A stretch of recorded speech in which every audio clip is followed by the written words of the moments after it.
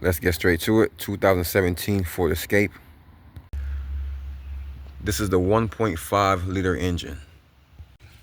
I have my vehicle raised in the air and I have my jack stand in place for safety. So I'm using the impact. So I have this in the air already, but it's not gonna spin. But just for the park and pause sake, I will still get this loose while it's on the ground a little bit, and then raise it all the way up off the ground and finish getting it off that way. So once we get the tire off, we can kind of see some of the parts that need to be removed. And there's a ball joint down here. We're going to have to remove this piece off of there. And over here, this tie rod that's busted anyways. So we're gonna have to remove that tie rod, and just a couple more things, like these little electrical parts that need to be removed, these sensors and wires. So we'll start there. So to cut the power to this vehicle, let's remove this negative battery terminal that's on this firewall here next to the battery, and that's going to be a deep socket 13 millimeter. So let's go ahead and remove that. Once it's removed, just place it to the side. That way it doesn't bounce back over there and make a ground accidentally. So now that we got the battery disconnected, if you look back here, there's a sensor down in here. This is the speed sensor, the wheel speed sensor. So we're gonna go ahead and get this out. We're using a T25 torque socket, or Torx bit, to get this out. And you can see it's turning now. So I'm gonna get this out and come right back. So once we get this small bolt out, then you see this right here is pretty loose already. If it wasn't, you just have to try to wiggle it side by side just like this, and then start to pull up until you get this out. And this is what it looks like here. So once we get that disconnected, I'm going to focus on getting this caliper bracket off with the caliper. So instead of taking this off piece by piece, I'm going to focus on getting this whole piece off as a whole. So there's a bolt here and a bolt here to be removed. So we're going to go ahead and get both of those off now. They look like they should be maybe 18 millimeters. So once I get the caliper and bracket off as one unit, I basically just hang it right here to this spring, and I can leave that till I'm ready to put it back on. So now that we have the caliper removed, we can get our rotor off. So this is already loose, but a lot of times this is stuck and hard to get off, and you have to get a hammer and just bang around the sides here. Be careful not to, if you're going to reuse the rotor, be careful not to hit the actual rotor part. So let's go ahead and get this off. So this nut right here is a 32 millimeter. I'm going to use my impact and 32 millimeter socket to get this out.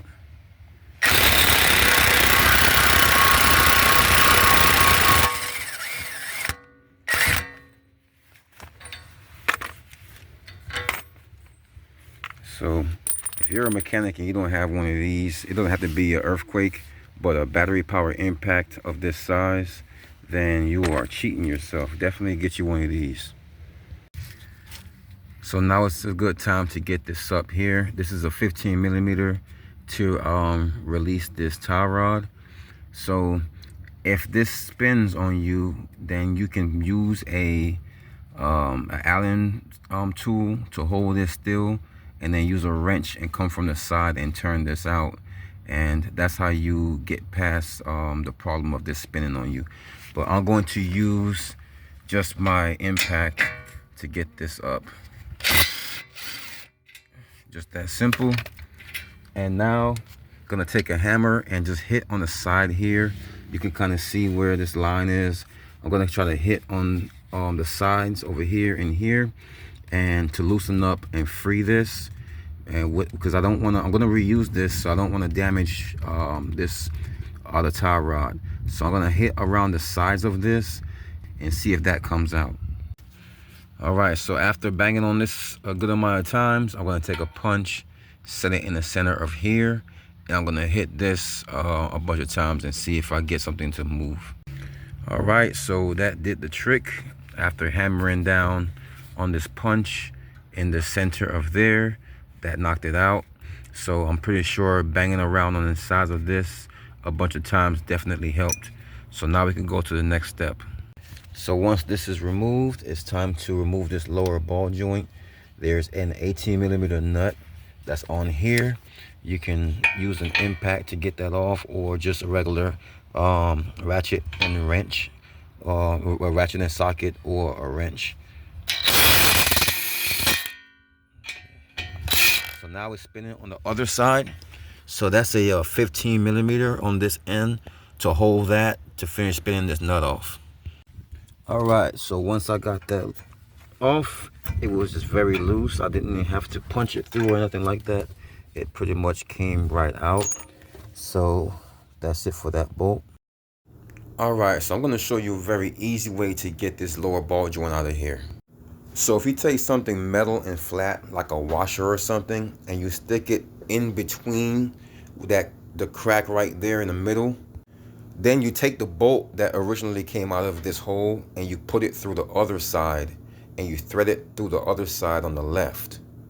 Eventually the bolt will make contact with the washer, and as you tighten the bolt more, it will spread the two parts apart, and you won't have to use any tools or to pry this apart.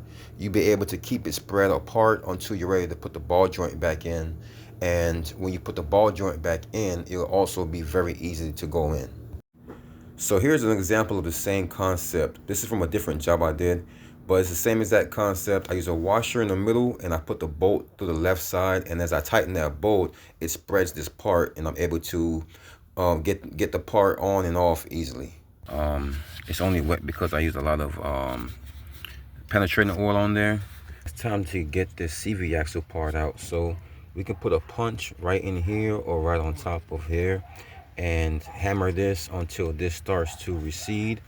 And once that goes, we can turn this and push this all the way out through this side.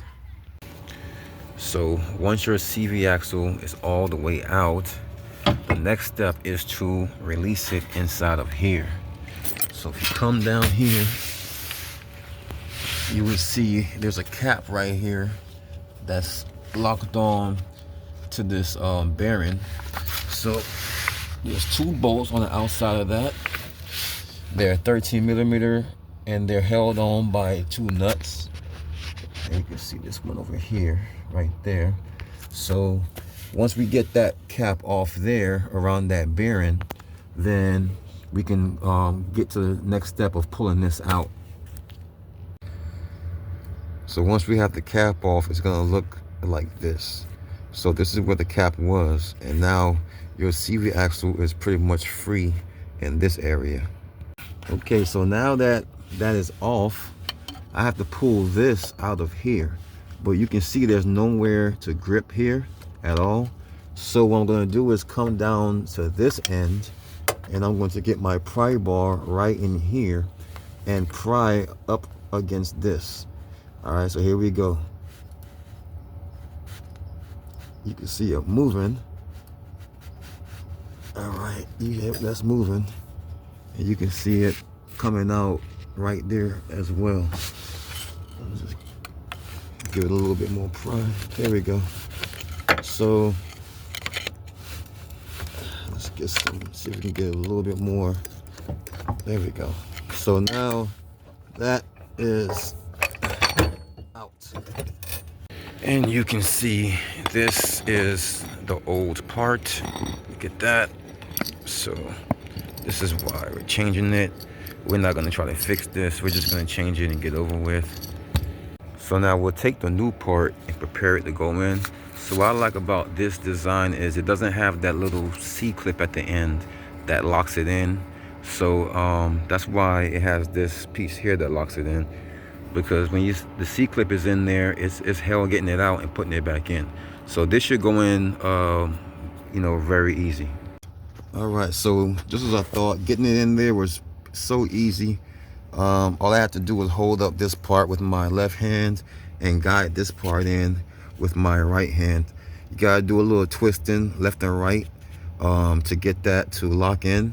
Once it's locked in, you can slide it right in. So all we have to do here now is put this cap back on. This cap right here, let's put that back on with those two nuts that holds it down. All right, let's get the CV axle back inside of the hub. So we're gonna turn this way and basically work the CV axle all the way back in. So what I had to do to help me get this in was, there's a hole right here in this lower control arm, and I got my pry bar in there, my big crowbar, and by using that, I can control this right here.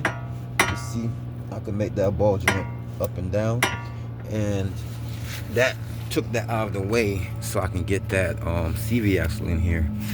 And now that the CV axle is in here, I can get this ball joint part in. So using the same method here with the crowbar, I'm going to use that to help me get this ball joint back inside this hole. Okay, so I was able to get that in there, and of course I didn't tighten this all the way. I just put this nut on here just to hold it on, and as you can see, it's not all the way in, but it is splined, so that's the important part, is splined. Once I put the impact on this, it'll pull it all the rest of the way through. So right now I'm just worried about this ball joint. So now that we got this in here, so I had to use a hammer and hit right here to get this to go all the way up in there, because it wouldn't go all the way at first. And now that it's in, we can put our bolt right back through here. Okay, so now that I got this bolt and that nut on the other end tight, we can go ahead and finish tightening up this axle nut.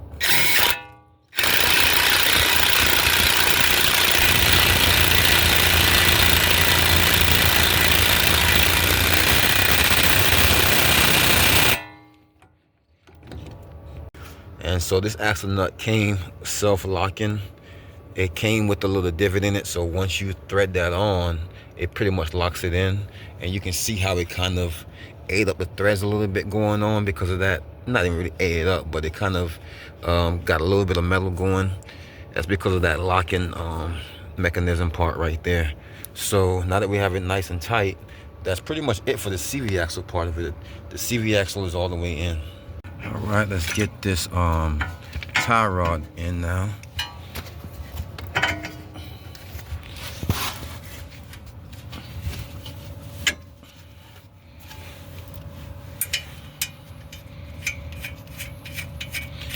And I'm gonna get this on with the impact, but like I said, getting it off, if you have a hard time with it spinning, you can just use an Allen tool and get that in there and hold it in a wrench on the outside, and that should be able to get it all the way tightened down for you.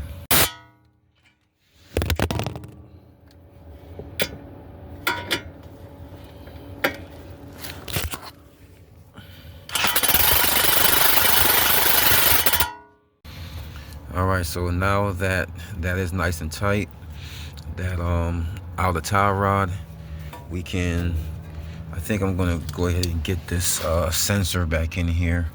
So I'm gonna take this speed sensor, and I'm gonna just drop it right down into this hole here, just like that, and get my screw. Get my screw started.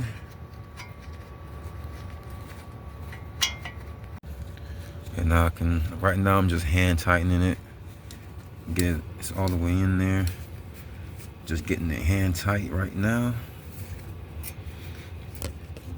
So now I'm gonna use my ratchet and finish getting this torqued all the way down.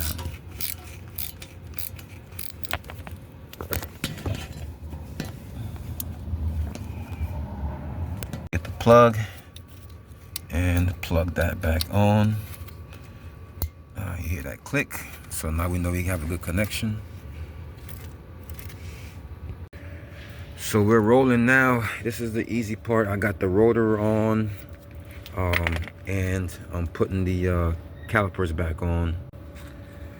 And so I got the rotor on and I put the caliper on. So all I gotta do is put those two bolts right back here in the back, line that up with the rotor, with the caliper bracket, and that should be it for this part.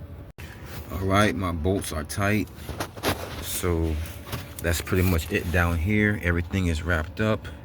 I have the the other tie rod on. The lower ball joint is on. The axle nut is on. The caliper bracket with the caliper is on. My sensor is back in. So everything is good. So at this point, it's only thing left to do is get our tire back on. All right. Okay, so I got the tire back on. So now it's time to put this battery terminal back on here. This is the negative battery terminal. It's gonna flash and do all that. So let's get this bolt back in here with our 13mm. All right, we got that all tightened down. So that's pretty much it. That is it, guys. That is how you change your CV axle on a 2017 Ford Escape.